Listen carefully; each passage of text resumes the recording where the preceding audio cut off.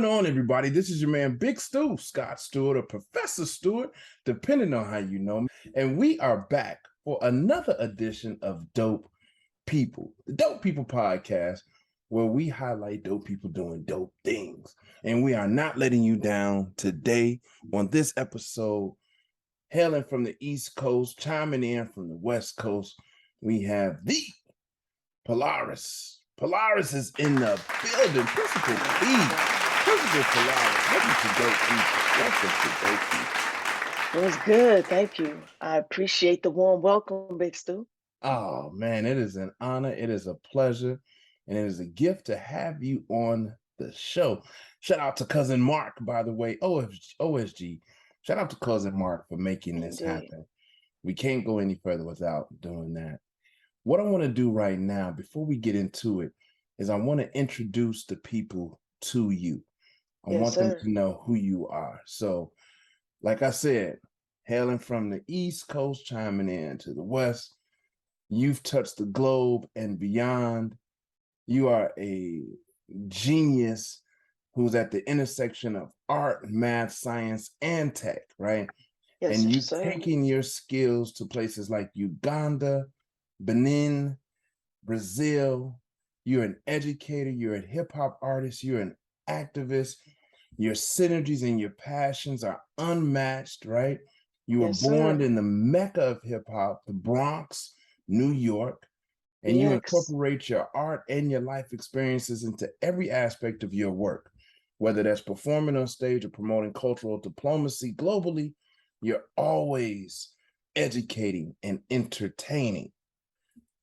As an educator, people, and a social entrepreneur, Polaryss uses her craft to advocate for women in hip hop, as well as educational equity in underserved communities.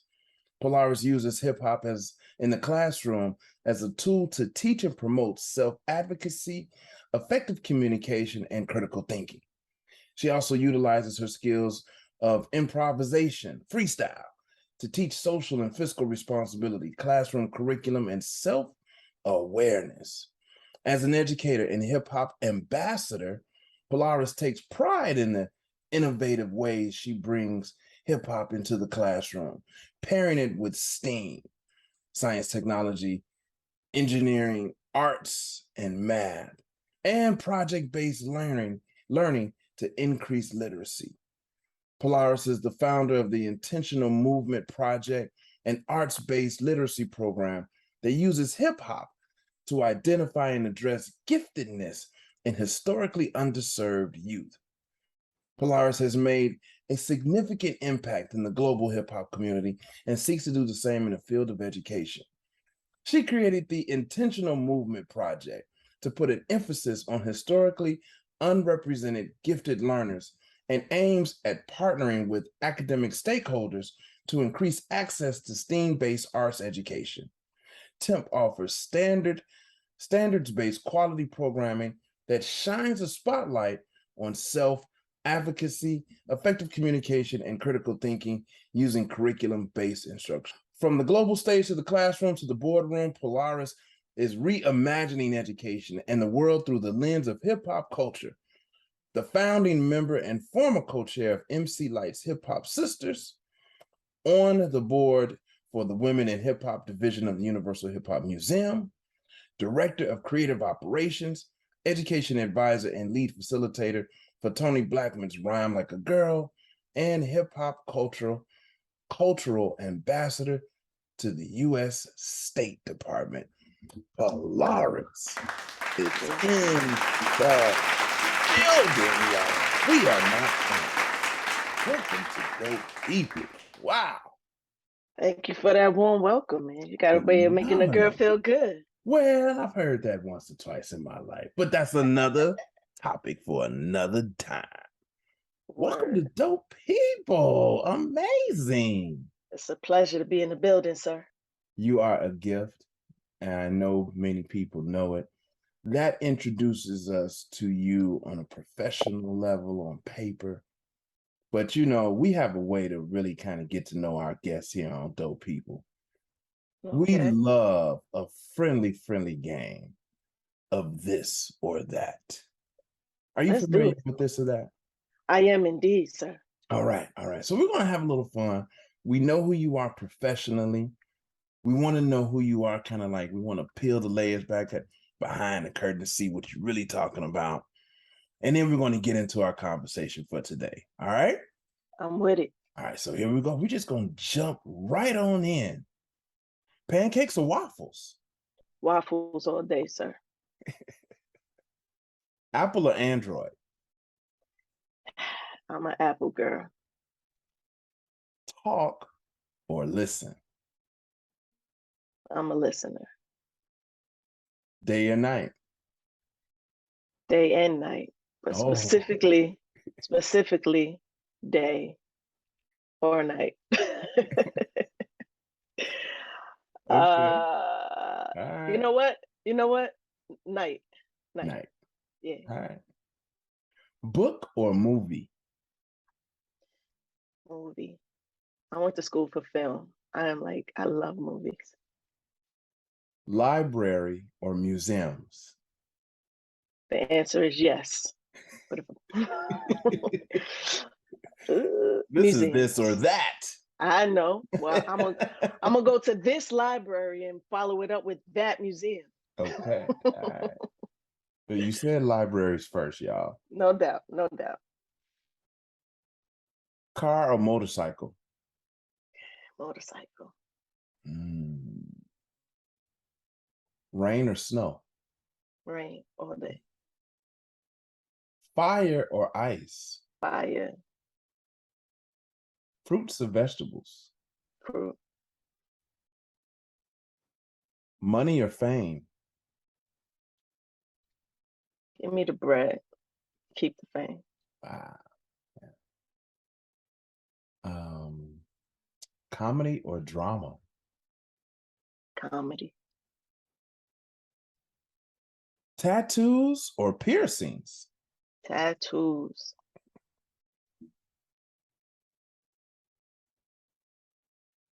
80s or 90s? 90s. Teachers or parents? Parents. Wow. Wow. What a strong ending to this or that. Parents. Yes, Man, sir. talk to me. You said that with so much passion and emphasis. Yes, sir. Without a doubt. Why parents? Talk to me about that. Being a teacher in the classroom is my choice. And from any perspective, as far as being a leader in the building, being a teacher in the classroom, it's a choice. Mm-hmm. And being a parent is something that you have to do with regard to putting your child in school and making the decision to put your child in that building, and Mm-hmm. trusting that the people there, from the administrators to the teachers to the cafeteria staff, whomever your child comes across, is there for their best interest. And so I believe that if you put more time, focus, and energy into the relationships that the schools have with parents, and like I said earlier, engaging community stakeholders, then you're going to have a much stronger school year and a much stronger community relationship that makes your students want to perform. Wow. We get it. We get it. Um, listen, let's tell the people. Yes, sir. We don't know each other, right? We literally just met a matter of hours ago, right? Indeed. Right. Indeed. But I talk about this often. Energy. Mm-hmm. Energy can be felt. And it's Yes, sir. hard to fake energy. We feel you. We No feel doubt. your intentionality. Yes, What sir. kind of student were you when you think specifically middle school through high school, 6th through 12th Mm-hmm. grade? Were Mm-hmm. you always this intense? Were you always this intentional and focused? Tell us about who you were at 12, 13, 14 years old. But still, that is a firm negative. A firm negative. I Who were think you? Who were you in the Bronx? So I've always been an MC. I was that kid that people came like, yo, this song came out. What are the lyrics? Because the way my brain worked, I heard it one time and I knew all the words. And Wow. if I didn't know the words, I literally studied it like it was classwork. And Okay. so, I would record it and listen back and play it over and over and over. And I never could get myself to um, to take on that same level of intentionality in the classroom as Mm, a student. mm, I'll tell you a quick story. I so in middle school, I moved around quite a bit, just the nature of my life at the time, and so I had these rhymes that would just come into my head, and I'm like, hey, yo, I can't. Like this lady is teaching, and it's getting in the way of my writing. Dang. So She I needs to would stop teaching so I can write. Right, like, come on, I can't listen to this and write. Like these bars are not gonna write themselves. And so I would take my headphones, the corded joints, Yeah, yeah, yeah. the in-ear joints, and I would pull the cord as far as I could get it and snap one of the joints off. So I only had one earpiece, Wow, like look like at the like the CIA. wow. And I would run the cord up my sleeve and tape the joint to my hand. So when I was sitting with my I Oh, would be playing music, beats, and I would be writing. So it looks, and then, but I wanted to do well in yeah. school. Yeah. It wasn't like my strong suit, but I did want to do well. So I had every other sheet in my notebook was rhymes, and every other sheet was notes. So I would flip back and forth from the rhymes to the notes, from the rhymes to the notes, and I would keep my beats in my ear, taped to my hand. Wow. I needed to write, and I think that unfortunately, and I heard Principal P touch on this as well on a different episode of Dope People podcast. But the teachers never checked up on me, you know. Yeah, I remember she talking about And that. Yeah. in high school in particular, I had a rough time. I wanted to do well. Every fiber of my being sought to be great, but my environment did not allow for me to tap into the greatness I knew I possessed. And so I'm thankful to God that I knew deep down enough not to steer too far from my path, but Mm, I also didn't have a clear vision of where I was supposed to go. So I was just kind of stuck in this stagnant space as a teenager. My father, he got locked up back and forth. And, my mother, 5 kids, when she mm, had me, she was a teenager. And so she depended heavily on me to help with my siblings. mm, And so we were just trying to juggle this space of like social embarrassment with the mm, things that, was happening with my pops. And then like me as a teenager trying to navigate high school, which is hard enough. And so nobody ever like, the story with my father was in the paper. Like I know they knew. I know mm, they knew. But nobody took the time to simply say, "Are you okay?" mm, Or better yet, "I know you're not okay. What can we do?" mm, mm, You know what I'm saying? And so it got to the point where like my peers were getting ready to go to college and go to HBCUs, and I wanted that desperately, but I didn't have any of the foundation to be able to get there. And so it was like real disappointing to watch them start leaving for school and stuff like that. And I'm like, dang, that's what I was supposed to be doing, you know? And so I didn't have the foresight to know how important grades would be, which is why I heavily advocate for students like myself who mm. were, for lack of better terms, like considered gifted or considered you know, a high performer mentally, but I was just stuck in this emotional muck that would not allow for me to progress. In your work, and I want to back into this question a little bit. Hmm. Um, do you believe, in your personal opinion, that there are far more gifted geniuses in the Black and Brown communities than school um, grade point averages and academia achievements demonstrate? Sir, you just tapped into my entire philosophy, my entire pedagogy. Like this is the space that I live in. Um, I started intentional movement early on as I was just coming back from the military, finishing up my undergrad at Fordham University. I had a 2 year Shout old out to Fordham baby. University. Indeed. Like that's a full story circle in itself, growing up in the projects in the Bronx and then graduating from Fordham University in the Bronx. After leaving for so long and coming back and graduating there. And you But say you had a 2 year old baby at the time. Okay. yes, I had my baby at the time. And so I was a personal trainer in Harlem.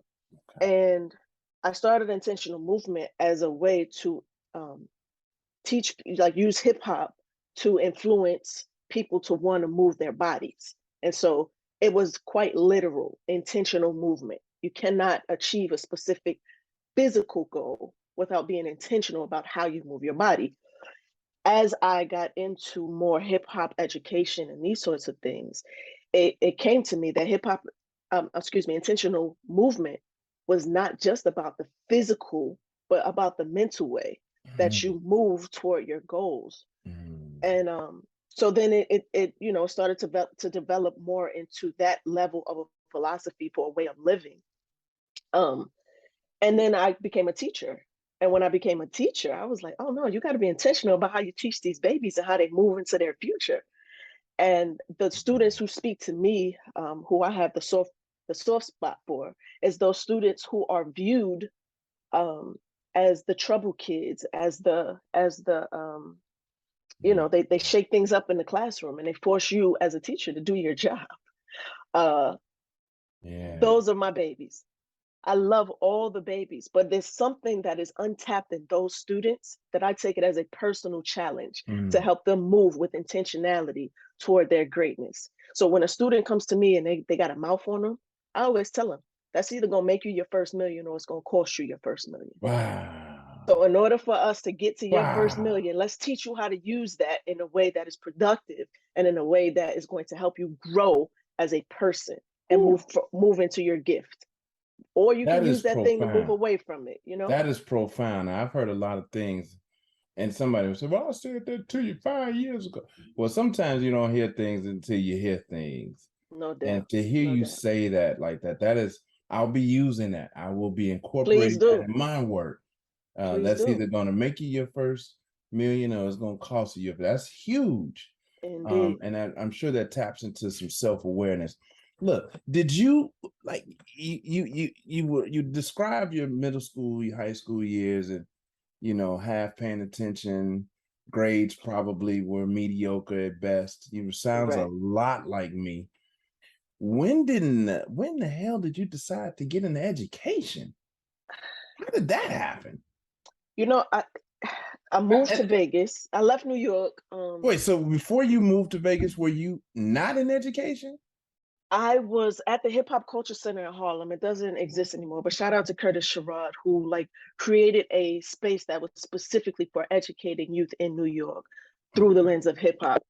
And I was just coming home from the military, and I was like, I was so tired of that stuck, rigid way of thinking and moving, and I wanted to like jump into being an artist again and jump into serving in an intentional way in the community. And I found, I locked in with the Hip Hop Culture Center, and that time allowed for me to really see what it looked like to fuse hip hop and education. I didn't know that that existed prior.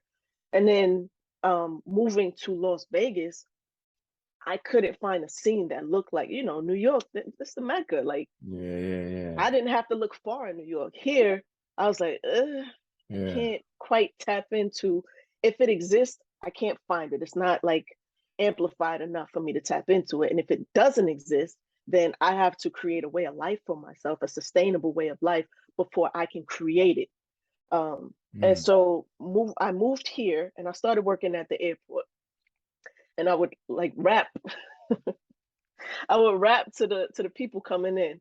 And I had this thing that I did with like, you know how they tell you make sure there's nothing in your pockets, make Yeah, sure, yeah. the whole Oh, spiel. yeah. Well, I would rap it, and the people Yeah, loved it. And what was dope about it is the space in the airport where I work was the international side. And so everybody didn't speak English. But man. hip hop is a universal They language. got it. So the Yeah. hand movements and the things, and I would tap and move my body with it, And they were like, oh, okay, nothing in my pocket. Okay, I get it. Even if they don't Yeah. speak the language. And so hip hop is universal in every aspect. So what's his name? Grandmaster Caz. Oh He yeah. has this quote that I love. He said, hip hop didn't invent anything, it reinvented everything. And Mm. so I don't consider myself a hip hop educator.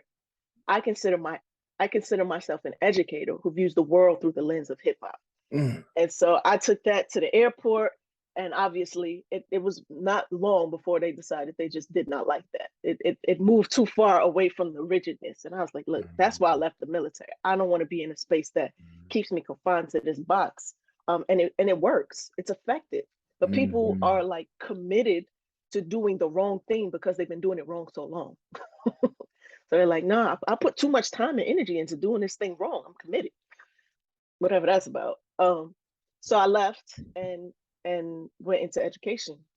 I became a But teacher. how, so talk so you know I tell like I get successful people to come and talk to my students all the time, and Mm-hmm. when you're successful when you do a thing, we forget the steps. We are, oh yeah, so I just, Mm-hmm. and then I sold my first $1 million business. It's like you're saying, and then I got into education, but it's Right. not, no, tell us, Polaryss, like Well, what caught, like how did you go from, it's like it's not just honestly, yeah, like where did the opportunity come from? What happened? You was like, I saw a job opening in the online or Indeed, or what happened?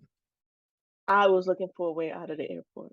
Honestly, And so like you met who did you meet that introduced you to the opportunity, or what was that? no one, no one. I so what happened was I needed a higher paying job that I thought that I would enjoy. It's really that simple. And my philosophy at the time, which was very small thinking, admittedly, but my philosophy at the time was, if I'm gonna have to tell people what to do all day, it might as well be children. Okay. All And right. so I started looking for opportunities, and I saw an opportunity for uh, alternate route to licensure, an ARL program that allowed me to not have to go through traditional Yep. schooling to become a teacher, and kind of expedited the process to get folks into the classroom. And I did that, and I got the best job opportunity. And I believe that that is the I worked at Agassiz. It's now Democracy Prep here, but it was um, Agassiz. Uh, the Hmm. full name escapes me, but the principal, that's what stands out. She was Robin Harris, and she was phenomenal. And she is who introduced me to the idea that everyone across the board could be taken care of, from the teachers to the cafeteria staff to the maintenance staff to the babies. She was there every day, greeting every person walking into that building. And she um, was the personification of that Maya Angelou quote: "People will forget what you said, people will forget what you did, but people will never forget how you made them feel."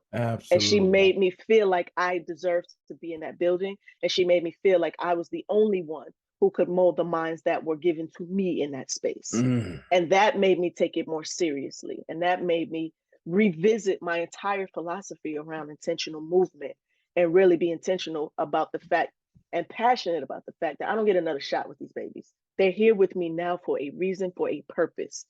And my gift is going to make a way for me in this space to impact these babies this time. I don't get a second shot at that. And Mm. so, although my reasoning for going into the classroom initially was I wanted a better paying gig, Yeah. and I wanted to know my schedule, uh, it Yeah. turned into my entire passion and drive for really understanding what impact any teaching individual, any educator could have on future minds. Everyone has to sit in a classroom, and too many teachers are losing sight of their why, and for understandable reasons. You got Yeah. pandemics, you got overcrowded classrooms, there's all of these Got the factors. But at the bureaucracy. end of the Got day, the fact that you're in a pandemic doesn't change the fact that these babies have you this year. The mm. fact that the classrooms are overcrowded, maybe that 34th child is the one that you were going to impact. Maybe Mm. that's the one that needed to be in there. And so, moving forward every day with that fire inside of me that says, you don't get another shot. You got to get it right right now, this time. And that's what kept me in the classroom. I think what took me to the classroom was a need to do something different that felt like it was feeding me. But what Mm-hmm. kept me there was knowing that these babies needed me, not just anybody. Nobody that, like, teaching is not a job. You know what I'm saying? Like, if you Mm-hmm. view I do teaching know. as a job, you don't need to be in the classroom. Right. Uh, Dr. Malik Small, he said on one of the OSG meetings, he said, if I'm interviewing a teacher and they say these babies, I'm going to politely say, okay, well, we decided to go another way. Because if you're not internalizing this, if you're not saying our babies, my babies, our kids, our students, if you don't feel that way, you don't need to be a teacher. And it doesn't pay enough for you to just stay in it as a job. You know what I'm Mm-hmm. saying? Man, again, shout out to cousin Mark, OSG. Yeah, Shout out to Dr. Malik Small, Malik Small. I'm not exactly sure. I think I heard it both ways. Shout out to all these amazing people. for sure. Your route was a lot like mine. I don't have a background in education, but I've been in Mm-hmm. education for 22 years now. Mm-hmm. And I went the alternative certification route here in Chicago as well. Okay. And so I empathize deeply with that. Like I get it. These is my babies. These is my students. These is my kids. Right. Mm-hmm. Um, let's shift the conversation a little bit. Let's There's do so it. much going on in your world, but it's intentional. It's Indeed. concise and it is focused, but it's a lot of moving parts. But let me ask you these three, one of these three essential questions. Right Yes, now, sir. I'd like to know, what do you like most about what's happening in our nation's education? What's working for you in education right now? What's the dopest part for you right now? So the dopest part is equal parts frustrating. And it's this dichotomy that I struggle with in my head. There has always been Zoom. There has always been the ability for these companies to give families access to the internet that didn't have it. There has always been this this alternative way of educating our babies and coming and meeting them where they are. And so what's dope about that is the pandemic has forced us to have to explore these ways that have always existed. So even though we're being reactive as opposed to proactive, it still shines a light on the fact that there are other ways to do it. The traditional way of doing things was designed for some antiquated way of thinking that no longer exists in the world we live. Why isn't there a class that teaches you how to properly monetize some of these social media avenues? If you're going to do it, I mean, whether it's YouTube or whether it's a tech company, the basic foundation of how you run a business is there. Yeah. So if you teach students how they learn, you don't have to worry about them learning how you teach. Mm. And so I think that what's dope to me is that people are starting to kind of, you know, open their eyes to the idea of finding new and innovative ways of engaging our babies, and especially those students who have who've started to detach themselves from traditional education and even rebel to some extent because it just does not mesh well with their way of thinking. I was that student. I know what that looks like, which is why I'm now moving into the space of offering professional services to teachers and schools to help them like expedite that process. Let's tap into what works so that you don't spend half the school year doing what doesn't work and Mhm. then now come and say, okay, how do we fix this? No, let's be proactive. These things already exist. Let's get in a room and figure out what works for you and your babies. Profound. So now I want to ask you the follow-up question. Yes, sir. What most is frustrating you in education? What's the most? I heard you say, what's dope is equally, not dope, right? Right. But is there something else that's like really just at night, just like burns you know what I mean? Just like Yes, sir. frustrating you. What is that? What would that be? Like I said, it is this idea that we've been like being so committed to doing what is clearly not working, but it's what we've always done. That right there drives me crazy because you cannot grow in that space of comfort. If you're not willing to get uncomfortable, then you've already shut yourself off from the growth process. So just teachers, educators, stakeholders, community members being willing to get uncomfortable on these babies' behalf. Like let's get uncomfortable. Let's go on a field trip in the building. These are the types of things. Like I take my kids when I was over at Agassiz/Democracy. I took my elementary school kids. I said we're going on a field trip, middle class, and we walked across the campus because that campus has three schools on one campus: elementary, middle, and high school at the far end. And I took them and I walked them through there. And I said, this is what the future looks like for you. This is where you're headed. This is what the classrooms looks like. This is what is required for you. You have to bring yourself to this. You can't bring this version of you into this space.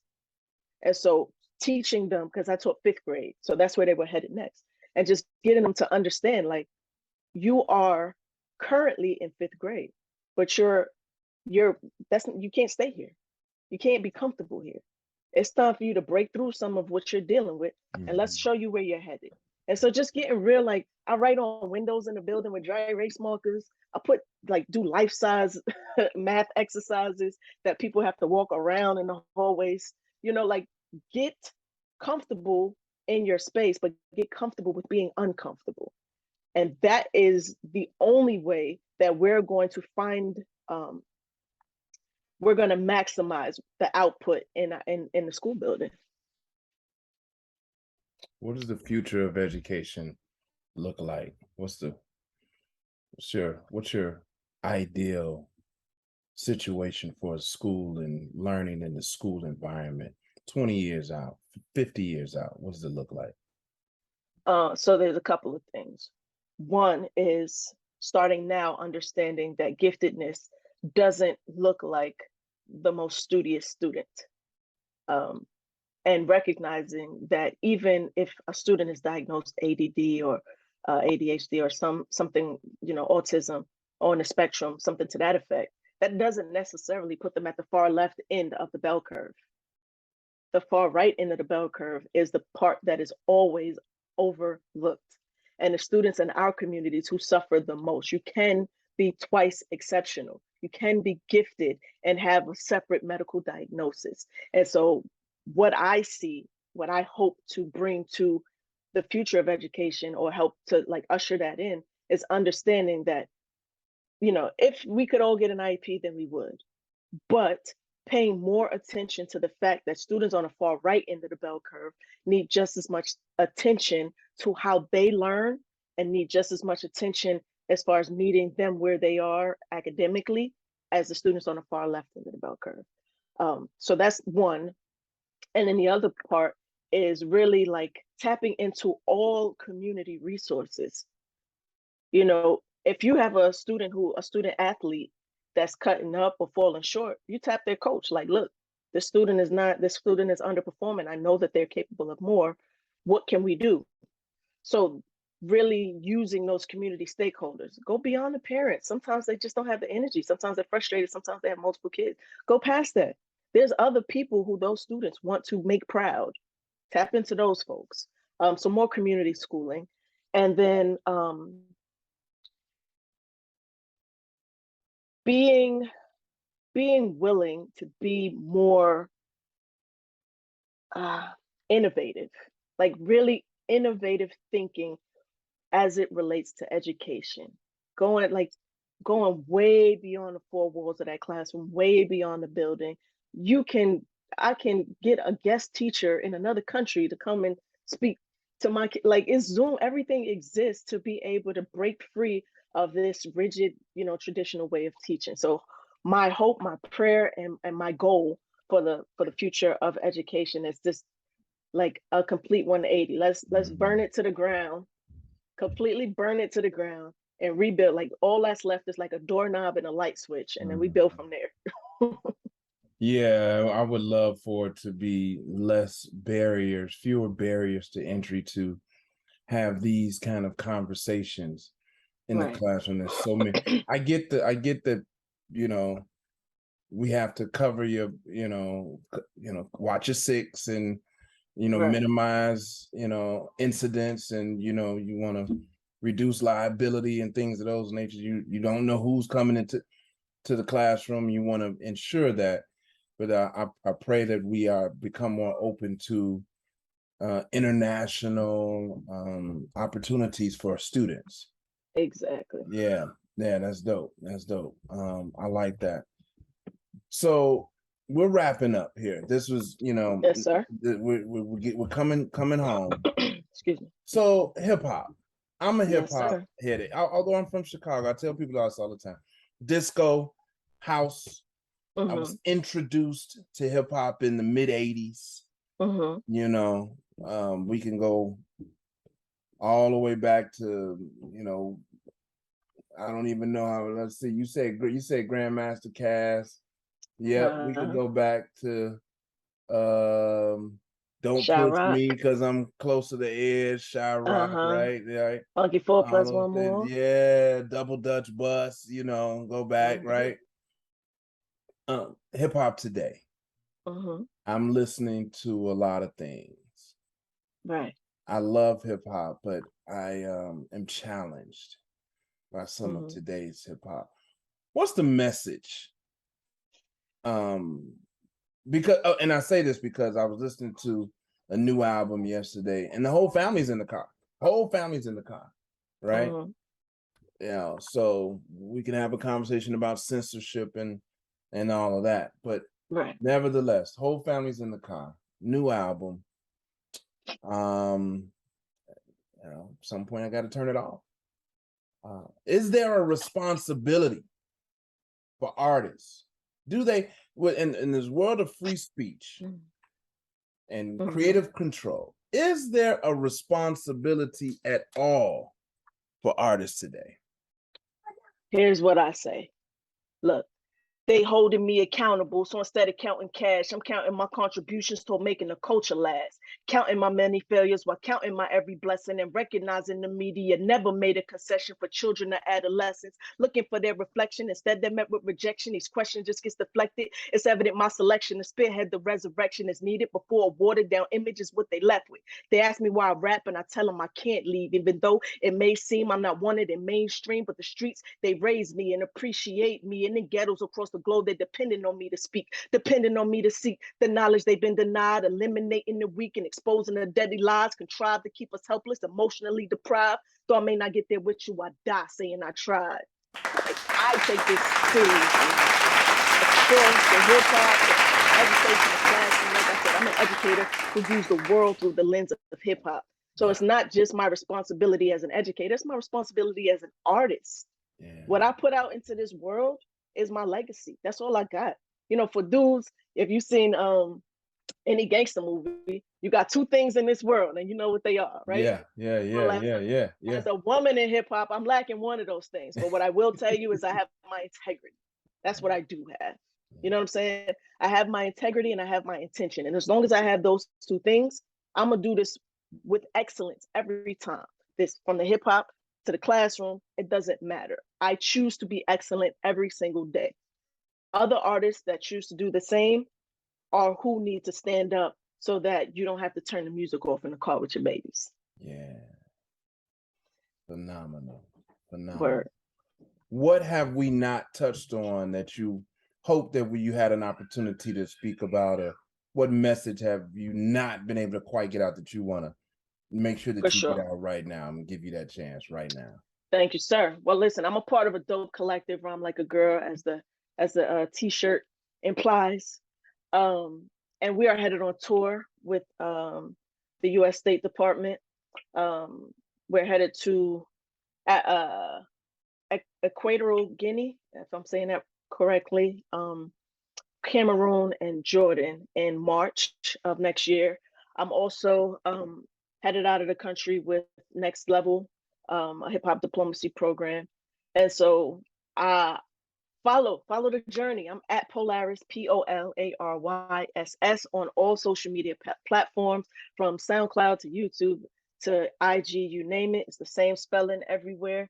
And I want to start to engage folks on and bring folks along on my education journey the same way that I was able to do on my hip hop journey. So join me.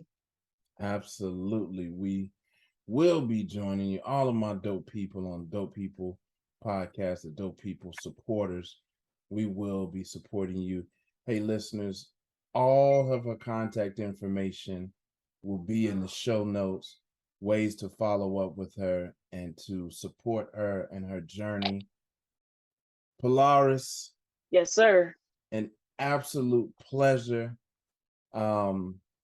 Only a few people have been invited back. So, and look, this is no diss to anybody, but there's certain conversations that are just so dynamic.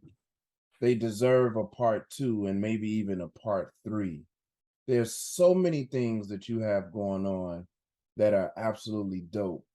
I want to, for the record, on tape, invite you back for some more intentional conversations around some of the work that you're doing in Yes, some sir. of the specific areas, right? Whether it's Rhyme Like a Girl or whether it's Tim's, am I saying it? Yes, the Intentional Movement Project. The Intentional TIMP. Movement That's Project, how you remember TIM, it, like TIMP. right? Nobody does it like you, Love it. TIMP. But for now, it has been an absolute pleasure to have you on. To everybody listening, you already know what it is. Until next time, y'all. Peace. Peace.